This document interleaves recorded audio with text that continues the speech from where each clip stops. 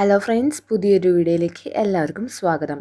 ഇന്ന് നമുക്ക് സോക്കിംഗ് എങ്ങനെ ചെയ്യണേ എന്ന് നോക്കാം. ഇത് നമ്മൾ മെയിനായിട്ട് യൂസ് ചെയ്യുന്നത് പ്ലം കേക്കിലേക്കാണ്. അപ്പോൾ നമുക്കിത് എങ്ങനെയാണ് ഉണ്ടാക്കണേന്ന് നോക്കാം. അതിനായി ഞാനിവിടെ ഒരു ബൗള് കഴുകി തുടച്ചെടുത്തിട്ടുണ്ട്. ഒരു നനവും പാടില്ല. അതിലേക്ക് നമുക്ക് 100 ഗ്രാം ചെറുതാക്കി അരിഞ്ഞത് നമുക്ക് ഈ ബൗളിലേക്ക് ഇട്ട് കൊടുക്കാം. ഇനി 100 ഗ്രാം വെളുത്ത മുന്തിരി, അത് കഴുകി ഉണക്കിയെടുത്തേക്കുന്നതാണ്. അത് നമുക്ക് ഇതിലേക്ക് ചേർത്ത് കൊടുക്കാം. ഇനി ടൂട്ടി ഫ്രൂട്ടി, അത് 200 ഗ്രാം എടുത്തിട്ടുണ്ട്. ഇത് എല്ലാ കളറും മിക്സ്ഡിലാണ്, യെല്ലോ, ഗ്രീൻ, റെഡ് എല്ലാതും ഉണ്ട്. അപ്പോൾ നമുക്കിതിലേക്ക് ചേർത്ത് കൊടുക്കാം. ഇനി 200 ഗ്രാം ഈന്തപ്പഴം, ഇത് ചെറുതാക്കി അരിഞ്ഞതാണ്.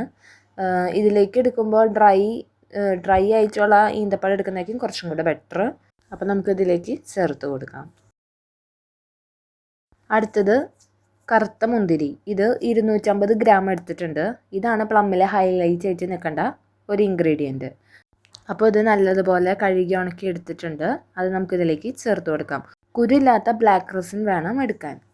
ഈ ബ്ലാക്ക് മുന്തിരിയാണ് കൂടുതലായിട്ട് പ്ലം കേക്കിൽ കാണപ്പെടുന്നത്.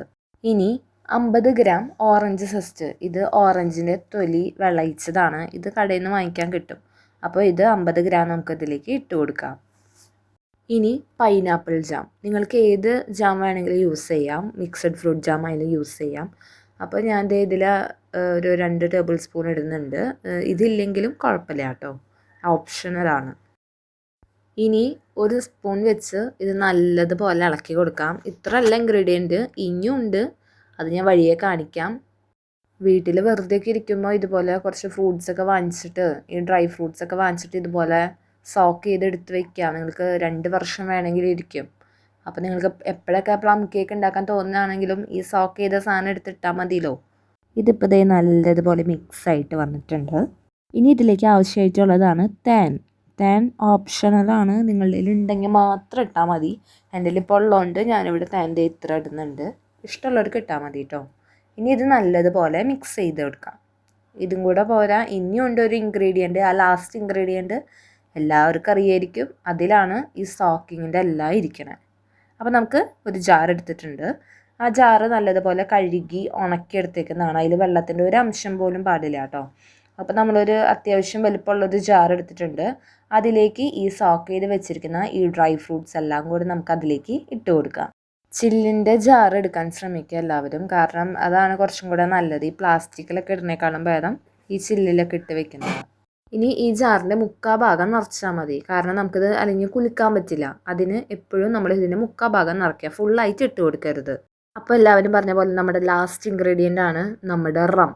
ഓക്കെ, അത് നിങ്ങളുടെ വീട്ടിലുണ്ടെങ്കിൽ എന്നല്ല, റമ്മാണ് എടുക്കേണ്ടത് ആക്ച്വലി. ആ പ്ലം കേക്കിൻ്റെ ആ ഒരു മെയിൻ ഒരു സംഭവമാണ് ഈ റമ്മ്. നിങ്ങൾക്ക് വേണമെങ്കിൽ വൈനിൽ സോക്ക് ചെയ്യാം, പക്ഷെ വൈനിൽ സോക്ക് ചെയ്താൽ അത് അധികം നാട് ഇരിക്കില്ല. അതുകൊണ്ടാണ് റമ്മിൽ തന്നെ സോക്ക് ചെയ്യാൻ പറയണത്. ഇതിൽ അതിനാവശ്യമായിട്ടുള്ള റമ്മ് ഒഴിച്ചാൽ മതി, ഓവറായിട്ട് ഒഴിക്കരുത്. അപ്പോൾ കഞ്ഞിവെള്ളം പോലെ ഇരിക്കും. ഓക്കെ, അപ്പോൾ ദേ ഇവിടെ നമ്മൾ ഇട്ട് നല്ലതുപോലെ ഇളക്കി കൊടുക്കുന്നുണ്ട്. ഇനി നമുക്ക് ഇതൊന്ന് കുലുക്കി കൊടുക്കാം. അത് ജാറൊക്കെ നല്ലതുപോലെ ടൈറ്റാക്കി അടച്ച് നമുക്ക് ഈ കാണുന്ന പോലെ കുലുക്കി കൊടുക്കാം. അപ്പോൾ ഈ സോക്ക് ചെയ്ത് വെച്ചിരിക്കുന്ന എല്ലാം കൂടെ നല്ലതുപോലെ മിക്സ് ആവും. ഇത് ഒരു 2 ദിവസം കൂടുമ്പോൾ ഇങ്ങനെ കുലുക്കി കൊടുക്കുക. അപ്പോൾ അത് സോക്കായി ഇരുന്നോളും. ഇത് എത്ര കാലം വേണമെങ്കിലും ഇത് ഇരിക്കും. ഇത് ഞങ്ങൾ കഴിഞ്ഞ കൊല്ലം സോക്ക് ചെയ്ത് വെച്ചതാട്ടോ. ആ ക്രിസ്മസിൻ്റെ ആ ഒരു ടൈമായപ്പോൾ ഞങ്ങൾ സോക്ക് ചെയ്ത് വെച്ചതാണ് ഈ കൊല്ലത്തേക്ക് യൂസ് ചെയ്യാൻ വേണ്ടിയിട്ട്. അപ്പോൾ നമ്മളത് യൂസ് ചെയ്ത് കുറേ കേക്കൊക്കെ ഉണ്ടാക്കിയിട്ടുണ്ട്. അതെൻ്റെ യൂട്യൂബ് ചാനലൊക്കെ എടുക്കുന്നുണ്ട്, അതൊന്ന് ജസ്റ്റ് പോയി കാണാം. അപ്പോൾ ഇത് ഒരു കേടും വന്നിട്ടില്ല. ഇത് നമ്മൾ റമ്മിൽ തന്നെയാണ് സോക്ക് ചെയ്തത്. അപ്പോൾ ഇതാണ്, അങ്ങനെ 2 ജാർ ഇപ്പോൾ ആയിട്ടുണ്ട്. ഇത് ഫ്രിഡ്ജിലൊന്നും വെക്കേണ്ട, നോർമൽ സ്പേസിൽ തന്നെ വെച്ചാൽ മതി. അപ്പോൾ വീഡിയോ ഇഷ്ടപ്പെട്ട എല്ലാവരും ലൈക്ക് ചെയ്യുക, ഷെയർ ചെയ്യുക, കമൻറ്റ് ചെയ്യുക, സബ്സ്ക്രൈബ് ചെയ്ത് ഓൾ ബട്ടൺ കൂടെ ക്ലിക്ക് ചെയ്യുക. Okay, by.